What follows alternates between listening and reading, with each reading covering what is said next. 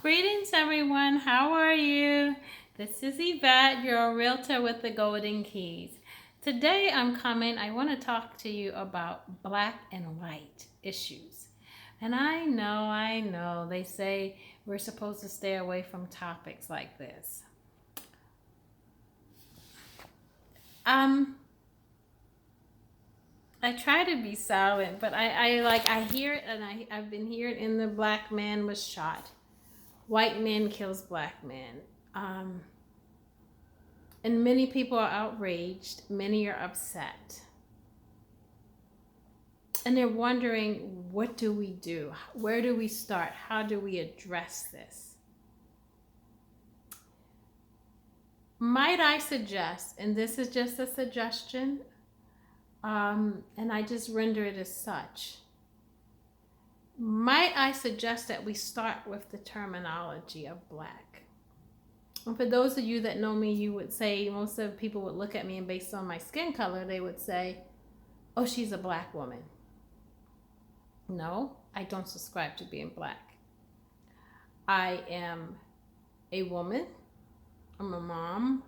I'm a human being. I have feelings. I can think. I can reason. I am not black. My shirt is brown. My hair is not even black. It's a shade of brown with a lot of gray in it. But my skin is not black. So if I was to ask someone, what is your race? They would say black. What is your nationality? They would say black. What is your color? And they would say black. And as you can see, my skin tone is not black. I like to think that it's like a cinnamon or a mocha color.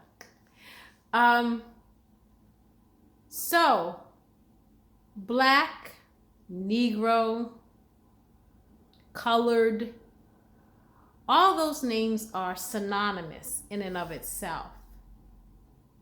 And they were given and adopted.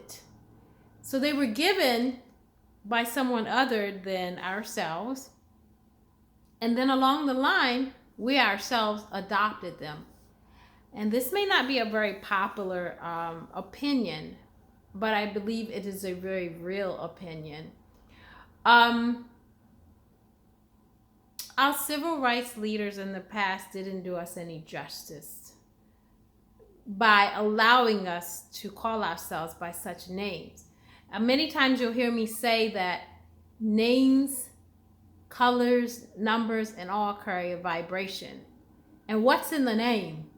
There's a lot that's in the name. That's why in times of old, and for those that know, in times of now, when you named someone, you were very strategic, because the name in and of itself denoted a particular character.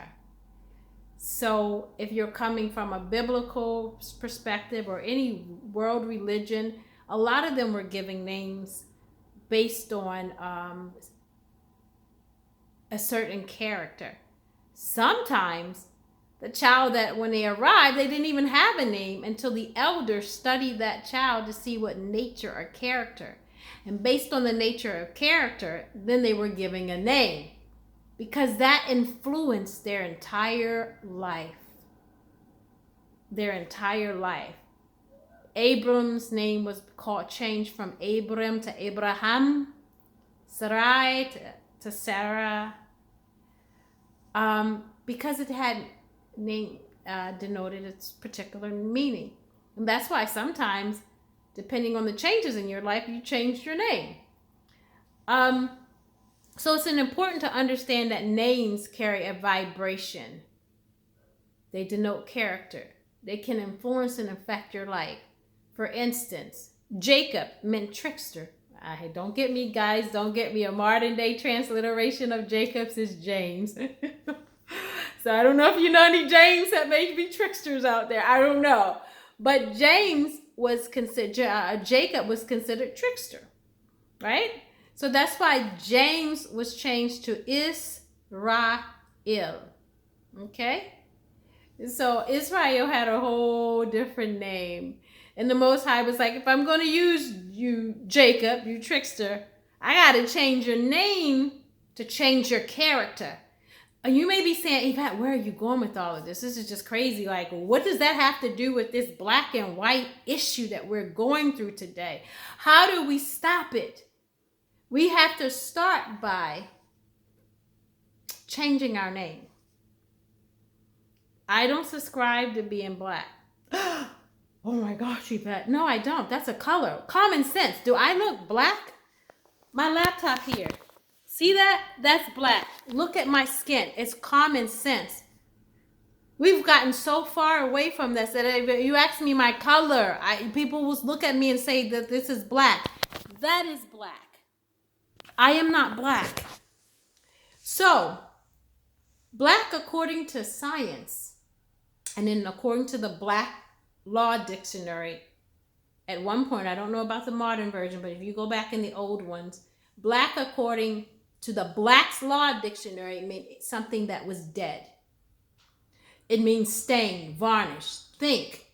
When we say something is black, Halloween, it's wicked, it's dirty. Right? Oh my gosh, it's something you see black marks on somewhere, you think in your mind that it's black, it's dirty, or it's wicked. They use black for Halloween and with the hauntedness, the horror, the darkness.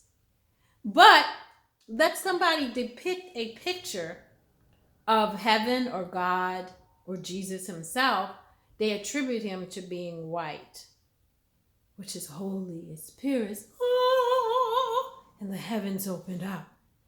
So there's a play on word with color. Same thing with Brown versus the Board of Education. When they put the very same baby doll in front of the child, particularly an Asiatic child or melanated child, and they asked which did they prefer. The child didn't even prefer the baby doll to look like herself because she thought it was ugly. Again, she thought it was black, it was dark, it was ugly.